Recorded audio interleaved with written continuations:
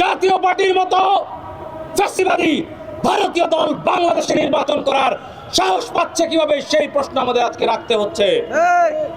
এই সাহস ইন্টারিমের অথর্ব এবং মেরুদণ্ডহীনতার কারণে আজকে তারা পাচ্ছে। আমরা ইন্টারিমকে বলতে চাই, জাতীয় পার্টিকে ইলেকশনে আনতে হবে, সেই শর্ত দিয়েই কে ইন্টারিমে বসেছিলেন কিনা।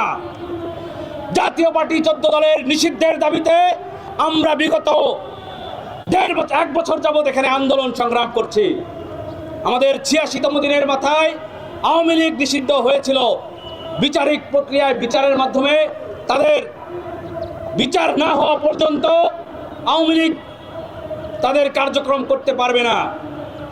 তাহলে জাতীয় পার্টিকে বাংলাদেশে 3টা নির্বাচন বৈধতা দানকারী এই জাতীয় পার্টি, আওয়ামী লীগকে ফ্যাসিস্ট বানানোর অন্যতম কুশলী হবে এই জাতীয় পার্টি। আওয়ামী লীগের আদালতে বিচার হলে জাতীয় পার্টি বিচার ছাড়া বাংলাদেশে নির্বাচন করবে কিভাবে? তাহলে কি আমাদের বলতে হচ্ছে ইন্টারিমের একটা চক্রান্ত, ইন্টারিমের একটা ষড়যন্ত্রই হচ্ছে জাতীয় পার্টির মাধ্যমে বাংলাদেশে আওয়ামী লীগকে পুনর্বাসন করা?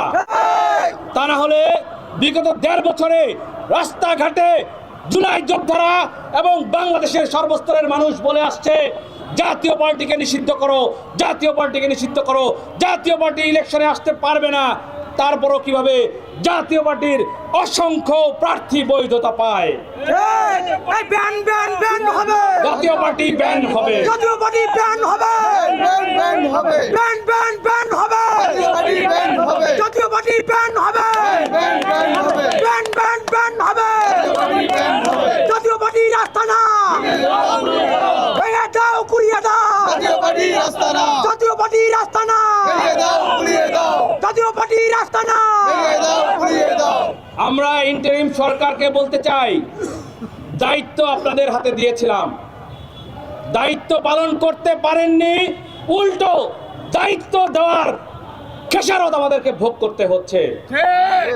স্পষ্ট ঘোষণা করতে চাই, জাতীয় পার্টির যারা মনোনয়ন বৈধ হয়েছে প্রত্যেকের মনোনয়ন বাতিল করতে হবে।